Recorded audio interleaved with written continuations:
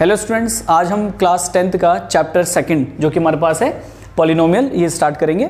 तो देखो, सबसे पहले कुछ बेसिक्स हैं यहाँ पर जो क्लास 9th में भी आपने पढ़े हैं। तो जो क्लास 9th के स्टूडेंट हैं तो शुरू में बेसिक उनके लिए भी काम करेगा ये। देखो, सबसे पहले हमारे पास एल्जेब्रिक एक्सप्रेशन क्या होता है? ये होता है it is the collection of terms are called algebraic expression. तो ये टर्म्स का कलेक्शन है। जैसे कि यहाँ पर लिखा मैंने 2x + 5y, तो यहाँ पर ये दो टर्म है और मैंने यहाँ पे इसे डिस्क्राइब भी कर रखा है। दो टर्म का मतलब बाइनोमियल होता है, ठीक है। ऐसे यहाँ पे मैंने लिखा है 7x - 3 एंड सो ऑन, जितने भी बनेंगे ये हमारे पास एक एल्जेब्रिक एक्सप्रेशन की फॉर्म में रहते हैं, ठीक है। अब जो एल्जेब्रिक एक्सप्रेशन है उसी का एक पार्ट है पॉलिनोमियल। तो लिखा है the algebraic expression in which the power of variable is a whole number. क्या कहा इसने? एल्जेब्रिक एक्सप्रेशन यानी ये होना चाहिए जिसमें क्या हो, पावर ऑफ वेरिएबल क्या होना चाहिए, इज अ होल नंबर। बहुत इंपॉर्टेंट लाइन ये। अगर power of variable whole number नहीं है तो वो पॉलिनोमियल ही नहीं रहेगा। समझ में आया? मैंने कहा एल्जेब्रिक एक्सप्रेशन का एक पार्ट पॉलिनोमियल है। और पॉलिनोमियल में क्या है कि जिसमें वेरिएबल की पावर कैसी होनी चाहिए, हमेशा होल नंबर होनी चाहिए, या फिर इसे हम बोलते हैं नॉन नेगेटिव इंटीजर। अब मैं यहाँ थोड़ा वो करता हूँ। देखो, ये रही नंबर लाइन, यहाँ -∞ +∞, ये 0, इधर जो नंबर चलेंगे वो प्लस के, इधर जो नंबर चलेंगे वो माइनस के। तो ये हो गए मेरे पास इंटीजर्स। ये हो गया 0 इंटीजर, इधर आ गया पॉजिटिव इंटीजर, ये आ गया नेगेटिव इंटीजर। अब इसने कहा है नॉन नेगेटिव इंटीजर। इसने बोला नॉन नेगेटिव इंटीजर मतलब नेगेटिव नहीं होने चाहिए। अगर नेगेटिव नहीं होने चाहिए इसका मतलब पॉजिटिव होने चाहिए। तो पॉजिटिव वाले तो ये रहे, लेकिन नॉन नेगेटिव में एक और ऐड हो जाता है 0। क्या कहा मैंने? नॉन नेगेटिव में एक और ऐड हो जाता है 0, क्योंकि 0 ना तो नेगेटिव ना पॉजिटिव। इसका मतलब ये वाले जो नंबर होंगे सारे इधर से इधर, ये क्या होते हैं हमारे पास? इन्हें बोलते हैं हम नॉन नेगेटिव इंटीजर्स। आया समझ में क्या बोला मैंने? Non negative integers. पेपर में ये नहीं लिखा था होल नंबर, उन्हें पता है, ये तो बच्चों को पता है, तो वो देते हैं ये वाला टर्म नॉन नेगेटिव इंटीजर्स। तो नॉन नेगेटिव इंटीजर्स का मतलब भी क्या हुआ? Whole number. देखो, होल नंबर में क्या इंक्लूड होता है? 0 और 1 2 3 सो ऑन, ये तो रहते ही हमारे पास, ठीक है। एग्जाम्पल के लिए देखो, यहाँ पे लिखा हुआ 3x² - 2x + 5 is a polynomial. क्या ये पॉलिनोमियल है? वेरिएबल देखो कौन है इसमें, वेरिएबल कौन है हमारे पास? x², x। इसका मतलब वेरिएबल की पावर देखनी है। तो वेरिएबल की पावर यहाँ 2 है, यहाँ x की पावर 1 है। तो मुझे बताओ यहाँ वेरिएबल की पावर होल नंबर है या नहीं? वेरिएबल की पावर होल नंबर है या नहीं? क्योंकि यहाँ पर 1 है और यहाँ पर 2 है और यहाँ कुछ नहीं है, इसका मतलब 0 है x की वैल्यू। तो यस, ये पॉलिनोमियल है। पूछेगा क्यों? क्योंकि यहाँ पर वेरिएबल की पावर्स जो भी मेरे पास ये होल नंबर में आ रही हैं, इसीलिए ये पॉलिनोमियल है। नेक्स्ट वाला पार्ट 7y² + 3x - 9। वो पूछ रहा है कि बताओ क्या ये पॉलिनोमियल है या नहीं? यस, ये भी पॉलिनोमियल है। ध्यान देना, ये पॉलिनोमियल है इन वन वेरिएबल, क्योंकि यहाँ लिखा है x और x। ये पॉलिनोमियल है इन 2 वेरिएबल, ये 2 वेरिएबल में पॉलिनोमियल है। क्यों? क्योंकि एक बार x यूज़ कर लिया मैंने, एक बार y यूज़ कर लिया, तो ये 2 वेरिएबल में पॉलिनोमियल है। लेकिन पॉलिनोमियल ज़रूर है, क्योंकि y की पावर 2 है, x की पावर यहाँ पर क्या है 1।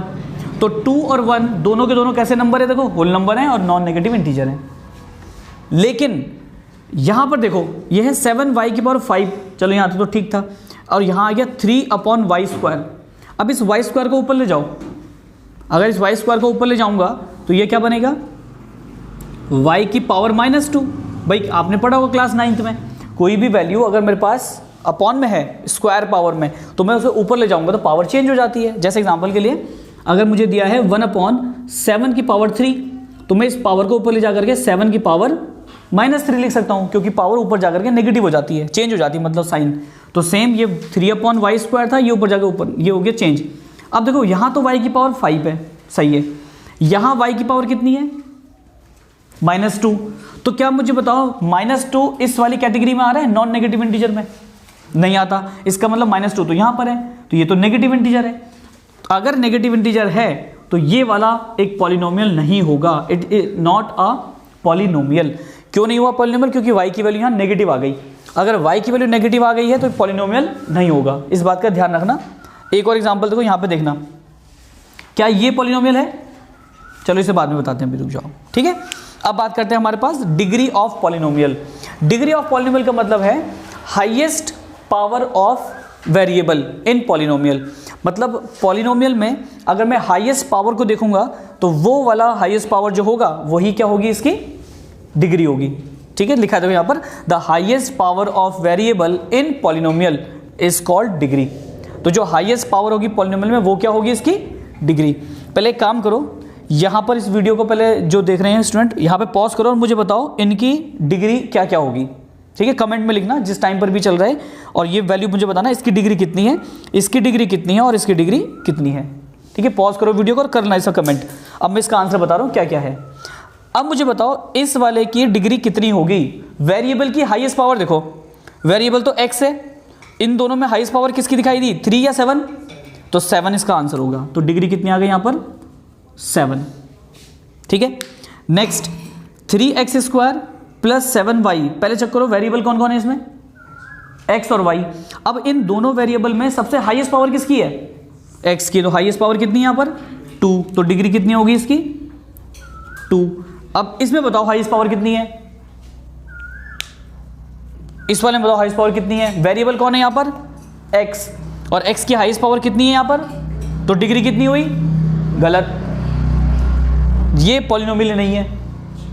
क्यों नहीं है पॉलिनोमियल, देखो यहाँ पे x की वैल्यू कितनी आ गई, अंडर रूट में आ गई पावर, और x की पावर अंडर रूट का मतलब क्या हुआ, इसको मैं लिख सकता हूँ और करके x की पावर 1/2। कहीं पर भी स्क्वायर रूट लगे उसका मतलब होता है 1/2।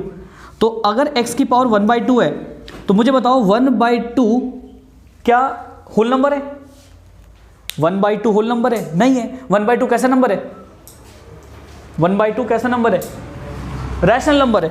तो ये तो रैशनल नंबर की कैटेगरी में चला गया। अगर ये पॉलिनोमियल ही नहीं है तो इसकी डिग्री कैसे लाओगे। तो यह लिखेंगे पहले हम, इसमें लिखेंगे it is not a polynomial. ये क्या नहीं है, ये पॉलिनोमियल नहीं है। पॉलिनोमियल नहीं है तो डिग्री नहीं आएगी इसकी। क्लियर। चलिए अब बात करते हैं यहाँ पर हम टाइप्स ऑफ पॉलिनोमियल की। देखो पॉलिनोमियल को 2 टाइप से बांटा गया है, पहला on the basis of degree और सेकंड है on the basis of terms. मतलब पहले हम बात करेंगे डिग्री के बेसिस पर। डिग्री कौन कौन सी होती है, देखो डिग्री ये रही हाईएस्ट पावर पे, और दूसरी हम बात करेंगे on the basis of terms. देखो पहला है हमारे पास first category on the basis of degree. अगर डिग्री की बात करता हूँ मैं तो पहले हमारे पास आता है लीनियर पॉलिनोमियल, फिर क्वाड्रेटिक पॉलिनोमियल, फिर क्यूबिक पॉलिनोमियल, एंड फिर बाई क्वाड्रेटिक भी आता है ना। लिख लेना चाहो तो आप, मैंने लिखा नहीं था यहाँ पे। 4th कैटेगरी इसकी बन जाती है, इसे लिखते हैं हम बाई क्वाड्रेटिक पॉलिनोमियल। इक्वेशन नहीं, पॉलिनोमियल। ठीक है, बाई क्वाड्रेटिक पॉलिनोमियल में डिग्री कितनी हो जाती है, 4। अभी बता दो मैं। लीनियर पॉलिनोमियल का मतलब होता है जहां पर वेरिएबल की हाईएस्ट पावर कितनी होगी, 1। लीनियर पॉलिनोमियल का मतलब जहां पर वेरिएबल की हाईएस्ट पावर कितनी होगी, 1। तो जैसे यहां पे लिखा है देखो, हुज डिग्री इज 1, जिसकी डिग्री 1 होगी वो क्या होगा, लीनियर पॉलिनोमियल होगा। चेक करो वेरिएबल कौन है यहां पर, x की पावर चेक करो कितनी है, 1। यहां पर वेरिएबल कौन है, y की हाईएस्ट पावर कितनी है, 1। यहां पर वेरिएबल कौन है, x की हाईएस्ट पावर कितनी है, 1। यहां पर वेरिएबल कौन है, y की हाईएस्ट पावर कितनी है, 1। तो सब एग्जांपल, चाहे यहां से आप 9 हटा दो उससे कोई फर्क नहीं पड़ता, वेरिएबल तो है ना y, और इस y की पावर कितनी है मेरे पास, 1। तो ये सब लीनियर पॉलिनोमियल में आ जाते हैं। ठीक है, नेक्स्ट क्वाड्रेटिक पॉलिनोमियल। क्वाड्रेटिक का मतलब होता है जिसकी डिग्री, हाईएस्ट डिग्री मतलब हाईएस्ट पावर कितनी होगी, 2। तो उसे हम बोलेंगे क्वाड्रेटिक पॉलिनोमियल। जैसे यहाँ पर वेरिएबल कौन है, x की हाईएस्ट पावर कितनी है यहाँ पर, 2। तो ये क्वाड्रेटिक पॉलिनोमियल है। यहाँ पर x की पावर कितनी है, 2। तो ये क्वाड्रेटिक पॉलिनोमियल है। यहाँ पर x की पावर कितनी है, 2। तो ये भी क्वाड्रेटिक पॉलिनोमियल होगा। ध्यान रखना, क्वाड्रेटिक पॉलिनोमियल बोल रहा हूँ मैं, इक्वेशन नहीं। अगर क्वाड्रेटिक इक्वेशन होगी तो इक्वल टू में 0 आ जाएगा। ठीक है, फिलहाल इक्वेशन नहीं है, पॉलिनोमियल है। नेक्स्ट क्यूबिक पॉलिनोमियल, क्यूब करते हैं जैसे हम, तो क्यूबिक में कितनी होगी डिग्री, 3 डिग्री हो जाएगी यहाँ पर हमारे पास। तो देखो चेक करो, x की पावर कितनी है, 3। यहाँ पर x की पावर कितनी है, 2। लेकिन हाईएस्ट क्या है, हाईएस्ट तो 3 है ना हमारे पास, तो ये क्यूबिक पॉलिनोमियल है। यहाँ पर भी y की पावर 3 है, क्यूबिक पॉलिनोमियल है। यहाँ पर भी x की पावर 3 है, ये भी क्यूबिक पॉलिनोमियल है। ठीक है, क्लियर। नेक्स्ट बाई क्वाड्रेटिक, ऐसे ही पॉलिनोमियल जिसमें डिग्री कितनी हो जाएगी, डिग्री हो जाएगी 4, उसे हम बोलेंगे बाई क्वाड्रेटिक पॉलिनोमियल। एग्जाम्पल के लिए लिख देता हूँ यहाँ पर एक, जैसे मैं लिखा x की पावर 4 माइनस 3x² प्लस 9। ये क्या है, एक बाई क्वाड्रेटिक पॉलिनोमियल है, क्योंकि इसमें वेरिएबल की हाईएस्ट पावर कितनी दिखाई दे रही है मुझे, 4 दिखाई दे रही है। अब बात करते हैं on the basis of terms. Terms के बेसिस पर कितने टर्म्स के बेसिस पर देखते हैं पॉलिनोमियल कितने टाइप के होते हैं। पहला है मोनोमियल। मोनो का मतलब होता है वन, है ना, जैसे आप देखते हो ना उसमें कभी इक्वेशन वगैरह, इक्वेशन केमिकल रिएक्शन में वहाँ पे आपके पास डाई ट्राई आता है, तो सेम यहाँ पर भी मोनो का मतलब भी वहाँ पर वन होता है, जैसे मोनोऑक्साइड, तो उसमें वहाँ पर एक ही वैल्यू रही। तो मोनोमियल का मतलब a polynomial containing one term. ऐसा पॉलिनोमियल जिसमें कितने टर्म हो, सिर्फ एक टर्म हो, उसे हम क्या कहते हैं, मोनोमियल। फॉर एग्जाम्पल के लिए यहाँ देखो 3x, ये सिर्फ इसमें एक ही टर्म है। नेक्स्ट 7y, ये भी एक टर्म है, और z अकेला यहाँ पर, तो यहाँ भी एक टर्म है हमारे पास, तो ये क्या हो गए सबके सब मोनोमियल। Next binomial. अच्छा यहाँ चाहो तो आप 7 भी लिख सकते हो, सिर्फ 7 भी लिखोगे, वैसे वो कांस्टेंट हो जाता है, बट लिख सकते हो उसे भी, क्योंकि वो अकेला टर्म है। बाइनोमियल का मतलब दो टर्म जिसमें हो जाएंगे, कंटेनिंग टू टर्म्स, और ये सेपरेट होंगे with the sign plus minus के साइन से सेपरेट होते हैं टर्म्स। तो देखो यहाँ पे लिखा है 7x, ये एक टर्म है ना, ये 7x ये पूरा एक टर्म है अकेला, और प्लस करके 3 ये दूसरा टर्म है, तो दो टर्म आ गए इसमें, इसलिए बाइनोमियल। 9y² माइनस 7, तो एक टर्म ये हुआ, एक टर्म ये हुआ, तो ये भी बाइनोमियल है। और ऐसी ट्राइनोमियल जिसमें 3 टर्म आएंगे, जैसे x + y - z, 3 टर्म आ गए इसमें।